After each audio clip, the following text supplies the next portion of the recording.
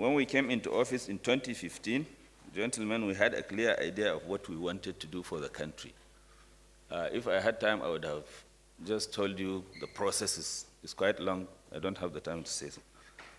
But we articulated a blueprint, which we call Education for Change, a ministerial strategic plan, and we launched this in 2016. The plan is anchored on 10 pillars. At the end of the first 4 years of this administration, I gave a press briefing titled Our Stewardship in the Last 4 Years. I believe our press section has copies for journalists. In 2020, I gave my annual ministerial briefing, and copies are also here for you. Similarly, we had in 2021, and copies of that one are also here. So what we are doing today is just to update what we have been updating you regularly. And this will cover the last 8 months from today, 8 months backwards. The update is anchored on 7 thematic areas, namely education policy, data, and planning. B, infrastructural development. C, service delivery. D, human capital development. E, access to quality education. F, what we have done with regard to job creation. And G, industrial relations within the sector. So let me start with education policy, data, and planning. It is a policy of the federal government that every state of the federation should have at least 1 federal university, 1 federal polytechnic, and 1 college of education. For 2020, we have established 3 new polytechnics, bringing the total number to 9 from 2020. This administration has ensured that all states of the federation now have a federal university and a federal polytechnic. With 9 universities, 9 polytechnics, and 6 colleges of education established between 2018 and today. And this administration is determined to ensure that they take off very well. That is why provisions have been made for all of them. Number 2 is revitalization of the teaching profession. I would like you to recall that in October 2020, President Buhari approved the policy document for the revitalization and repositioning of teaching profession in Nigeria at both the basic and secondary school levels. There are 4 updates here. The policy is now an act of the National Assembly. We thank God that it has become law. The elongation of years of service has now been implemented. This was recently done by the Office of the Head of Service and the Ministry.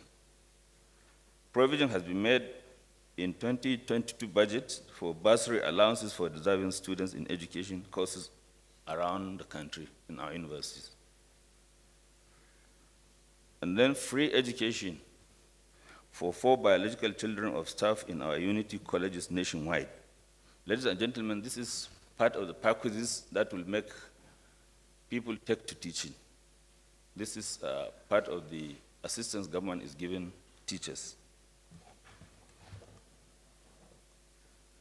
Relevant departments are already working on modalities for including this in the 2023 budget. Take-off of Senior Secondary School Education Commission. I'm glad to announce that the Commission has already taken off to complete the cycle of regulatory institution framework in the country, having regard to the fact that there is NUC for universities, there is MBTE for polytechnics, and the National Commission College of Education for colleges of education. That is at the tertiary level. May I inform you that the Commission has already started putting together a working template to regulate the senior secondary education in the country. And we are doing this in consultation with states, because constitutionally, I think the secondary education is under the purview of states. And if federal government adopts this, we need to cajole them into accepting it. Similarly, a census of all senior secondary schools has revealed that we now have 25,782 senior secondary schools, with approximately 3.2 million learners at that level. We set up white paper committees to make recommendations to government on the report of the visitation panels, which we received in 2021. The reports have since been reviewed and they have been submitted and have been processed by government. They will soon be gazetted. The next is information and communication technology. One of the greatest achievements we recorded in the education sector during the period under review was the development and launching of the e-learning website for all levels of our educational system. I would therefore like to use this opportunity to direct all regulatory agencies in the sector to ensure that all educational institutions under their purview interface with the ICT department in the ministry in order to develop and deploy relevant content on the website. Apart from ease of access, this will also ensure that teaching and learning will continue seamlessly even in the face of a pandemic or future strike or any disaster that will affect our education system. During the COVID-19 pandemic, disruption to learning was greatly reduced with the rollout of 3 e-learning packages. Number 1 is Inspire for learners. Number 2, Ignite for education. And number 3, Nigeria Learning Passport. Preliminary evidence from the release of this year's West African School Certificate Examination results indicated that performance was better last year, 2021, than 2022. Anything happening there? Perhaps this could be alluded to self-paced learning opportunities provided by digital learning. And we find this very interesting, that when students are made to adopt student-centered learning processes, they learn better. Because in 2022, they had their lectures, they had their teachers, they were in class. But the result is a little worse than in 2021 when they were at home and getting it either on television or on the internet. The websites for your information are inspire.education.gov.ng. And the other one is ignite.education.gov.ng, in case you want to see what is happening there. The next area is infrastructural development in our schools. This administration has invested in infrastructural development of the education sector more than any other administration in the history of this country.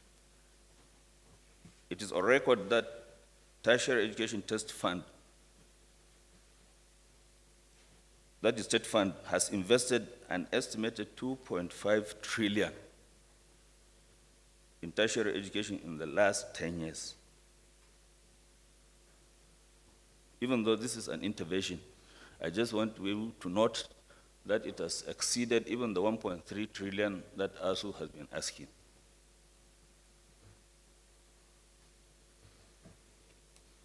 Then we look at basic and secondary education. The ministry has invested heavily in the construction, renovation, and rehabilitation of classrooms, hostels, laboratories, security issues, and other infrastructural facilities at the basic and secondary school levels. In the last 7 years, a total of 553 billion, 134 million, 967,498 naira 50 kobo has gone into the development of infrastructure at the basic and secondary school levels. On service delivery, we'll look at what our examination bodies have done. Our national examination bodies, namely JAMB, NECO, WAEC, NAPTEP, and MBIAS. And I'm sure some of you are hearing them for the first time, perhaps. They have done creditably well, especially in the operationalization of various examinations they conduct. JAMB and WAEC are already advanced, applying digital technology to their processes. However, examination malpractices are still endemic in the system. May I use this opportunity to direct them to tighten the noose, as they have already started, on perpetrators of malpractices, whoever they are, be they parents, students, or their proxies or agents, or organized crime. Just as we are now finding out, it is beyond just the individual who is caught on the scene. I charge the chief examiners to work closely with law enforcement agencies to track down and prosecute those who perpetuate the evil. I understand JAM is already doing this. National examination schedules.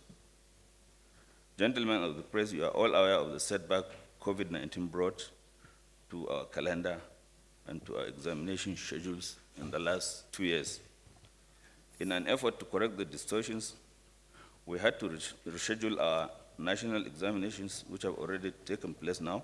I'm glad to announce that we will resume our normal examination schedules in the next academic session. Human capital development. The Tertiary Education Trust Fund, TED Fund, in the last 7 years of this administration has focused on human capital development at the tertiary level of our education system. A lot of resource has gone into various categories of training, including PhDs, masters, and other related research programs for staff of universities, polytechnics, and colleges of education. Access to quality education. At my 2020 annual ministerial briefing, I informed the press that we had reduced the number of out-of-school children from an estimated 13 million to 6.9 million. May I inform you that we have further recorded impressive enrollment in the last 1 year, especially in some of the frontline states: Kano, Kaduna, Katsina, Sokoto, Gombe, Bauchi, Adamawa, Taraba, Rivers, and Ebonyi states. This achievement has been largely due to the activities of the Better Education Service Delivery for All, BESDA, and the cooperation of state governments. Our only setback was that occasioned by COVID-19 and the insecurity and increased birth rates among our other factors. However, insecurity in this case, while we are taking students off the streets into schools, insecurity is sending some others from school into the streets. However, we are working assiduously to further reduce the number to more manageable levels. Next is access to basic and secondary education. In order to expand and guarantee access to quality basic and secondary education, we have established additional 6 federal science and technical colleges across the 6 geopolitical zones in the country, bringing the number of unity colleges from 104 in 2015 to 110 now. And we have increased the total carrying capacity of our unity colleges within the period, that is from 2014, when it was 161,274, to date, when it is 177,274 now. The process of establishing 5 new federal science and technical colleges has already commenced. Then access to tertiary education. At the inception of the administration in 2015, Nigeria had 40 federal universities. The Buhari administration has established additional 9 universities, bringing the total number to 49. Similarly, we met a total of 39 state universities. Since then, we have licensed additional 16 universities, bringing the total number of state universities to 55. And the total number of public universities now stand at 104. Similarly, we have licensed a total of 50 private universities, and this is more than any other administration has done within the same period in the entire history of Nigeria. As of 2014, the country had 49 private universities. Now we have 111, more than that in the public sector. Together, therefore, Nigeria today has 215 universities. In spite of these laudable efforts in ensuring unfettered access to university education, the challenges posed by illegal universities, or degree mills as you call them, still persists. As I speak, the NUC has identified at least 70 illegal universities in the country. And I'm telling you that we are going to make sure that they stop operating. Some of them already have. There are full lists. You will find them in the 2021 ministerial briefing that I gave. Polytechnics and allied institutions. As of 2014, Nigeria had 24 federal polytechnics. The Buhari administration has established 12, bringing the number to 36. In the same vein, we had 41 state polytechnics in 2014. 7 have been added, bringing the total number to 48. And we had 7 private polytechnics as at 2014.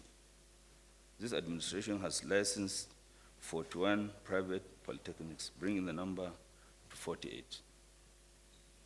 In terms of carrying capacity, federal polytechnics had 60,800 students in 2014. Today we have 63,700. And the current capacity of state polytechnics stood at 52,480 in 2014. Today it stands at 60,880. In colleges of education, at the inception of this administration, we had 21 federal colleges of education. We have established additional 6 colleges in the last 6 years, bringing the total number to 27. We have also inherited 46 state colleges of education in 2014. Between 2014 and now, we have 50 additional state colleges of education, bringing the total number to 96. In the same vein, we met 48 private colleges of education when we came in. As I speak now, we have a total of 120 private colleges of education. And in terms of carrying capacity, we have improved the capacity from 39,350 in 2014 to 104,450 as of now. The carrying capacity of state colleges of education has also moved from 153,490 in 2014 to 405,132. Put together, the current capacity of private and public colleges of education now stands at 509,582.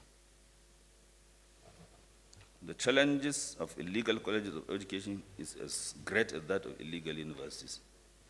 We have also identified an alarming number of illegal colleges of education, totaling 125. The National Commission for Colleges of Education has written their proprietors to shut them down, and they have followed with action. I hope in my next briefing, monthly briefing, I'll be able to tell you that they have all closed down. And all that we have done in all sectors has created a lot of great many jobs. In the tertiary institutions, the establishment of additional universities, polytechnics, colleges of education, and allied institutions has led to massive job creation in both the public and private sectors of the education sector. Over 20,000 direct jobs made up of academic and non-academic staff have been created in the tertiary institutions alone. Then the National Senior Secondary Education Commission and the technical colleges. Similarly, the establishment and take-off of the Nigerian Senior Secondary Education Commission, the 6 federal science and technical colleges have also created thousands of job opportunities for Nigerians. There are what we call PTA teachers. In some of our schools where there are shortages, the parents will get together and employ some. From time to time, the ministry will advise the Public Service Commission, and these are absorbed. So far, we have absorbed about 1,500 PTA teachers across our unity colleges. Skills acquisition centers. with the planned official launch of the Innovation Development and Effectiveness in the Acquisition of Skills, the IDEAS project, in the coming days, it is my sincere hope that more direct jobs will be created for training young people in order to acquire skills to further expand the job opportunities. All the geopolitical zones in the country will benefit from this collaboration with the World Bank. Industrial relations. In the basic and secondary school sector, let me use this opportunity to commend our teachers for their patience, for their resilience, and for their patriotism, particularly for not going on any strike since 2015, when this administration came into office. On our part, the government will reciprocate this gesture by ensuring an accelerated implementation of the teacher revitalization program, as well as regular payment of teachers' salaries. May I add that without any strike, government intervention in the 110 unity colleges has turned these schools into centers of excellence. We can do it without any strike, no doubt. Strikes are a huge distraction, doing no one any good. They neither do the government, nor the students, nor even the staff who are on strike any good. In the tertiary education, unions in the tertiary education in the country, especially the academic staff union of universities, have engaged in recurring and avoidable strikes that have crippled the university system. This is in spite of the huge investments of over 2.5 trillion made in the tertiary institutions by TET Fund alone.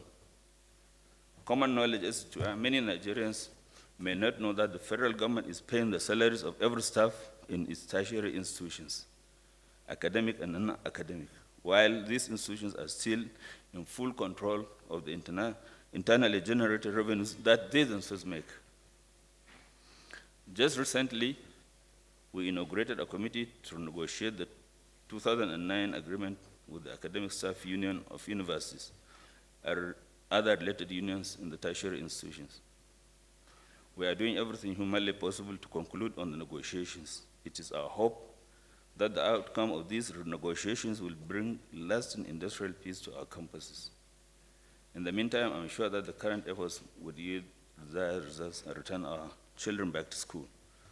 I want to use this opportunity to thank all Nigerians, especially those that contributed in our efforts to see to the resolution of the present crisis. The implementation of the sector blueprint is on course. In the last 7 years, we have undertaken massive physical development of infrastructure, ICT development at all levels of our educational system, established new institutions, improved carrying capacity of our institutions, expanded access to quality education at all levels. Steps are also being taken to accelerate the implementation of the 2020 presidential approval for the revitalization of the teaching profession. The government of President Muhammad Buhari has expended a total of 6,300,947,848,237 naira in capital expenditure in the education sector in the last 7 years. This is in addition to interventions from TET Fund and UBEC. For TET Fund are amounting to 2.5 trillion, and for UBEC, 553,134,967,498 naira in capital investment. We must also note and appreciate a huge investment from states and the private sector at all levels of our education system. We'll continue to improve on the implementation of the strategic plan all through 2023 for the overall development of education in Nigeria. We'll continue to create the necessary enabling environment to attract more private sector investment in education. By the grace of God, we are going to hand over a better education sector than what we inherited. And ladies and gentlemen, I want to thank you. I know this is comprehensive enough. You don't have any questions. Good morning.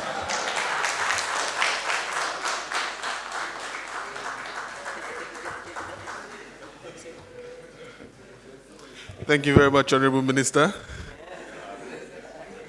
Um, I think Timothy asked about ISWAP and Boko Haram. And he asked me whether they are going to achieve their purpose. Well, I don't think I'm the right person to answer that. I'm Minister of Education, and ISWAP and Boko Haram represent ignorance. So probably if there is a way you can get to them, you can ask them.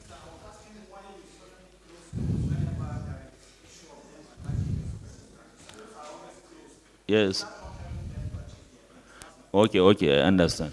But I think probably the closure, I think we closed only one school initially in Kwali, because there were some activities of bandits just around the school.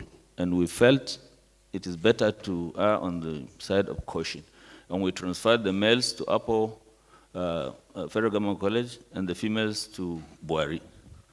I think if you really want to be realistic, at this time, when the response has not been made, response has not been adequately made, it is better to shut a school than just allow it to remain open, and then attack will come, and you know what will happen. So I think Ministry of Education is working with the security forces and the entire government machinery. I think whenever it is safe, schools will not be closed. But I think the one that happened in Kwali is something that I can defend. Thank you. I said by the grace of God, and you are asking public universities, IPs, I think there are so many questions. Let me start with the last one you repeated, whether the government has approved UTAS. Government has not approved UTAS. What I know the last on this issue is a committee has worked and tested all the three platforms, IPPIS, UTAS, U3PS. And the preliminary result shows that these two new ones are better than IPs in so many respects. But the decision of government will depend on what ultimately is given in the report that is being readied now.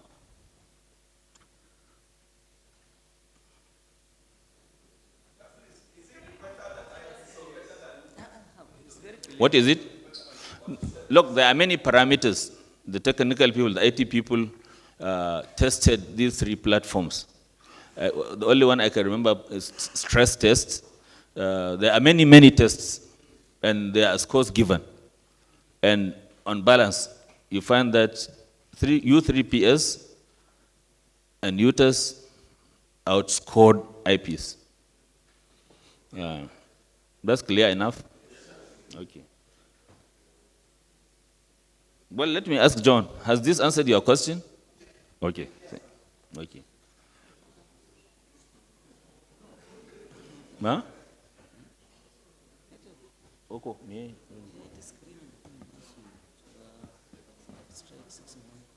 Okay, somebody here is saying, I have not answered your question, even though you are saying I have answered it. Okay. Okay. Let me just make a general comment on what is going on. I know in your minds, probably everyone would like to ask a question about what is going on the negotiations. I have 6 unions I'm dealing with. ASUP, that is the Association Polytechnic. Then I have KOASU, Colleges of Education Academic Staff. Then I have NASU, I have SANU, I have NAT, then I have ASU. Recently, we had a meeting with the president, and let me even go back to that meeting. During the meeting, that was when education demanded to start leading the negotiations. I don't want to tell you what led to education not doing so. And this was granted. And you are all here. I think one source, you still haven't named him or her, came to tell you that the president has given 2 weeks ultimatum to the Minister of Education. The minister never did. And I really don't know what type of journalism you are practicing out there. You could have just waited for me to come out, because I'm the person affected by what the source told you. You could have just confirmed from me. What is it?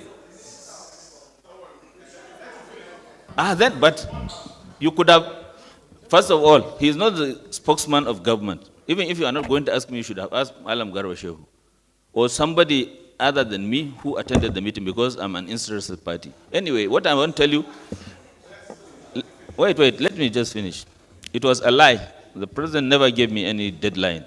So you shouldn't start asking me why I haven't delivered in 2 weeks or 3 weeks, or I know I promised that I could do it within the shortest possible time. And for your information, 1 week after that pledge, I had already finished my job because I had given all the unions, all the 6 of them, the offer made by government. And I want to tell you, in principle, all of them accepted it. The only exception was ASU that gave me 2 other conditions, which I told them there, this will not be acceptable to government. But I had to report back, and it was turned down. And I called the negotiation committee 2 days ago and told them this is the stand of my informal contact with ASU. Please, they should go and continue the renegotiation. Let ASU tell them their official position now. They met yesterday and day before yesterday. I think ASU are consulting their principals, consulting the people on campuses whether to call it off. And let me seize the opportunity to commend ASUP. You know, ASUP were on strike. They called it, but at the time I was given this opportunity or responsibility they were threatening to go back on strike. So they were the first I called. Somebody was asking what I have done. I think in the entirety of my life, I have never worked around the clock like I have done since that assignment was given to me. So I called ASUP, and I made them withdraw the threat because they are not on strike already, and they agreed they withdrew it. The next I met were the College of Education Academic Staff Union. They were on strike already. I gave them the offer of government, and this is a final offer. There is no need negotiating. It's either you accept it or you say no. And they accepted it, but you know the mechanism of acceptance, it is not that they will just tell me, okay, the strike is called off. They have to go and tell their unions. And that is what is happening with NASU. I met NASU, I met SANU, and they have accepted, but they need time to go and tell their unions, and that is what they are doing. Yesterday night, I think I left the office around 9 o'clock. The last group I met was NAT, and it is the same. So I can tell you within the next 1 week, these 5 unions will call off the strike. But I cannot say the same for us, because, and let me just tell you what they are asking is, they can accept this if the federal government will agree to pay the salary for the month they have not worked. And I told them the federal government will not.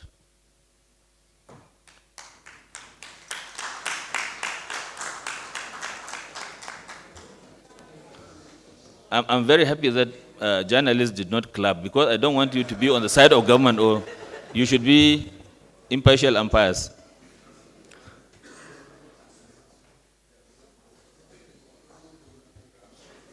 Out of school children, what I know is we have reduced, and you have commended us. Thank you very much, Dr. Lee.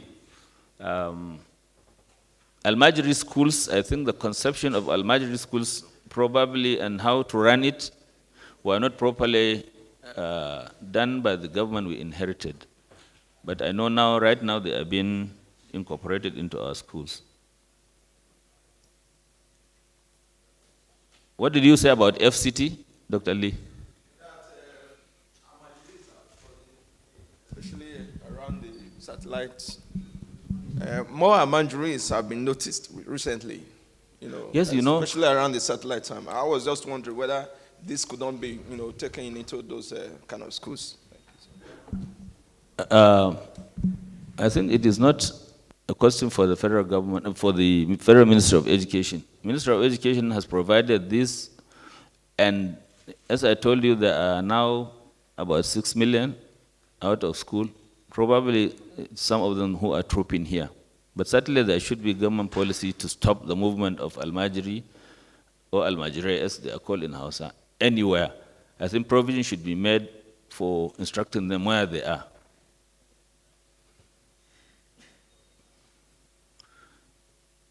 Mr. Yemi Adebayo, you asked about federal government colleges infrastructure. Actually, infrastructure in the entire country when Buhari came into power was either dilapidated or dilapidated. And I think we have spent the last 7 years trying to do the best that we can to arrest the situation. So probably the situation is so much. Probably the universities, the schools we visited, the work that is being done, you have not seen, but this government has done more than any government. And I can give you the statistics if you ask for it, in rehabilitating our schools at all levels. So, ladies and gentlemen, I thank you very much. Madam, what are you asking? Hold on. I thought you had only asked 3 questions, so I must have missed one. I know one from Channel, and one Miss Juliana, and then one Umar Ali. Who did I miss out? Huh? Adesoye? Adeswa. Okay, I'm sorry, please, can you repeat that with you then? The figures that you quoted from UNESCO? Huh? UNICEF. Okay, whatever, now with the new UBEC, and what the UBEC is doing from the census to all the figures, the Minister of Education of the Federal Republic of Nigeria would rather go with his own figures. I'm not saying that when I said we have reduced and the number is now 6, I said here, things happening in Zamfara, things happening in Borno, things happening in Katsina are still pushing some students. So it's not an absolute figure, but I will not work with the figure World Bank, UNICEF, or UNESCO. And if you think it is for the government, other than what the government is doing in the universities, to stop strike, I think the stand that the government has taken now, not to pay the month for which no work was done, I think this is the only thing that is in the hands of government to ensure that there is penalty for some behavior like this. So I believe students will think twice, or rather teachers will think twice before they join strikes if they know at the end they are not going to be paid. And the federal government is not acting arbitrarily. Before, it was some magnanimity on its part. There is a law which says if there is no work, there will be no pay for it. I believe this will be a very strong element that will deter many from going on strike.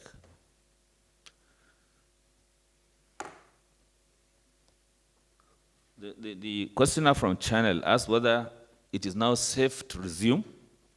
Is that what you're asking? Secondary school, federal government secondary school, or secondary schools in states?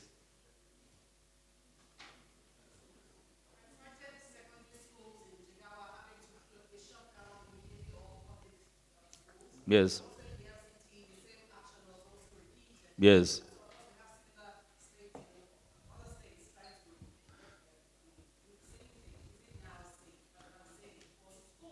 Yes. Madam, the safety of a particular situation cannot be generalized.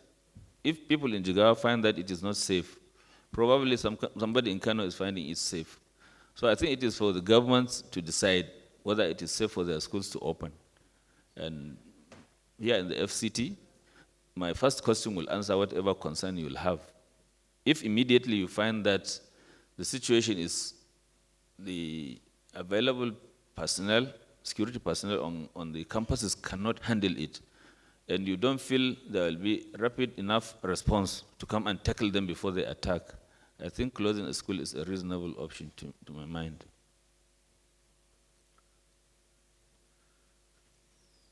Juliana said students are the most hit.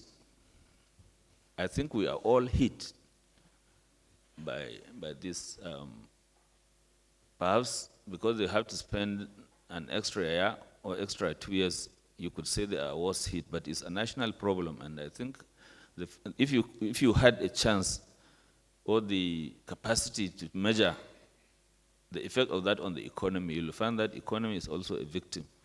Parents are also victims. Some parents depend on their children passing out of school to take care of them. So I think it's a loss for the nation. Don't say it is the students alone.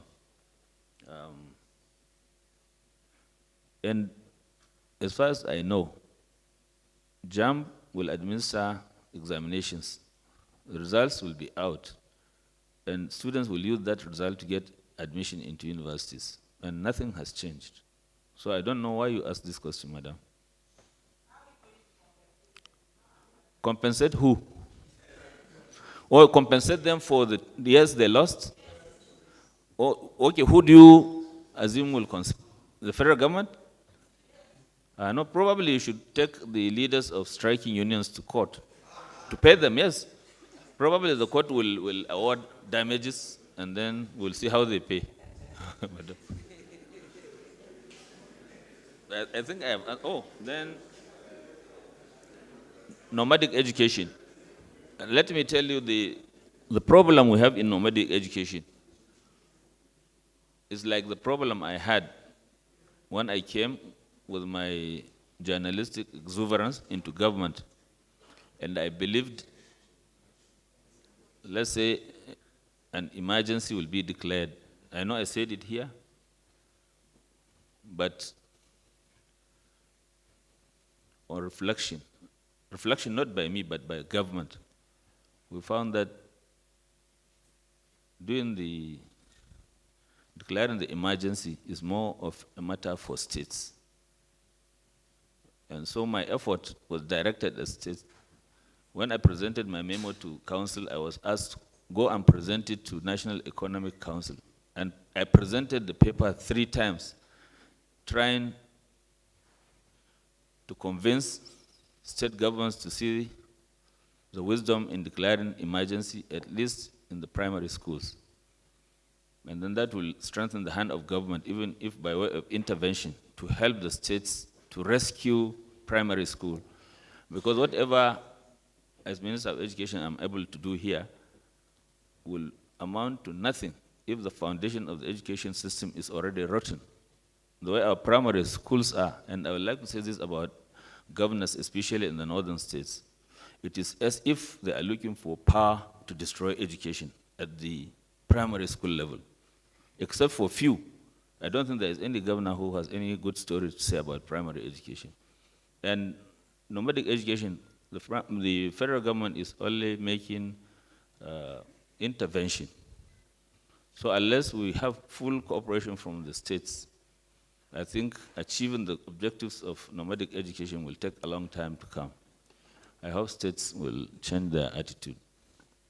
Thank you. It's more than enough. Or the online questions? Online. Just 2. I must apologize again. The colleges of education question. You asked about colleges of education. That where? Oh, okay. The position still remains the position of the federal government. It has decided to disestablish them. And unless that has changed, nothing is going to happen. What is it?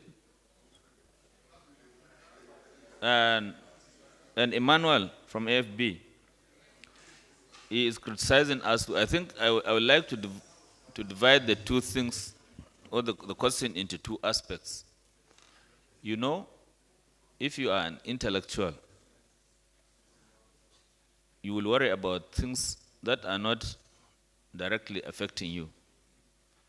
You may want to change society, and you will, in the process, have to sacrifice your own interests and even your life. I don't know, this may be motivating some people in ASU, but the question is whether, based on that, they will go on strike. I think that is the question the nation is asking. I have always maintained that I know the leaders of ASU, and I'm very close to all of them, and I believe I can testify to the patriotism of many of them. As far as I'm concerned, it is up to them to believe whether the issue of revitalization is something that should take them to strike, because it will have repercussions on them. But also, I think the other question that you ask, we should moderate how we look at this, is schools should certainly be revitalized. So whoever is not revitalizing schools is probably leaving out something. So I think it's a question that it is a personal thing. What do you think? And your question on sabbatical, IPS is not able to accommodate sabbatical. I don't believe that there is anything that a software cannot be made to accommodate. But the answer I gave you, the government has set up a committee. The committee has tested them. So without preempting the government, I think I can tell you that the next platform will probably be a combination of the both, or the best aspect of all these three. And then probably it will be able, because the one they made, I'm sure, must have been made in such a way that it will accommodate their concern. One of their concerns, of course, is peculiar things to the campuses, and one of them is sabbatical leave. I do believe it depends on the expertise of the computer programmer or scientist or software developer to accommodate whatever. I do believe you can accommodate whatever you want to accommodate. Even if it will recognize sabbatical as double salary, I think you can name it something, salary plus or something. Hmm? Yeah. Okay.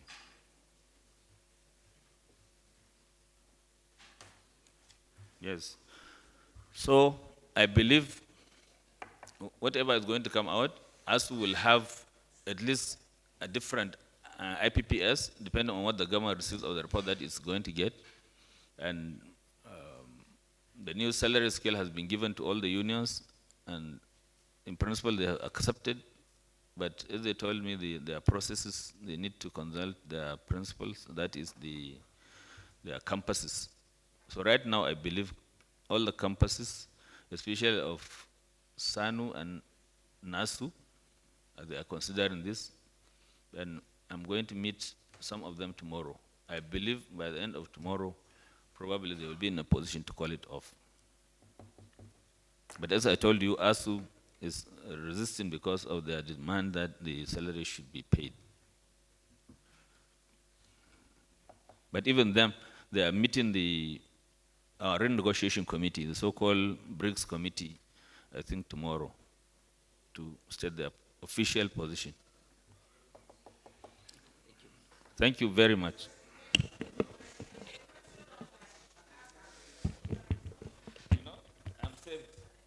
Current IPPIS has been made to accommodate sabbatical. I didn't know this. Somebody has just told me. It's in the thing that was given to you. It was conducted by a combination of this led by you, Beck. I think the figure should be there. I'm saying because in February, Minister of Humanitarian Affairs gave us 10.5 as figure. Yes. So are you saying between February to August, that's 5 months, and you were able to establish that it's now 6.9? No, I think this question is better addressed to Minister of Humanitarian Affairs. No, I'm directing it at you. You gave us that figure, please. Yes.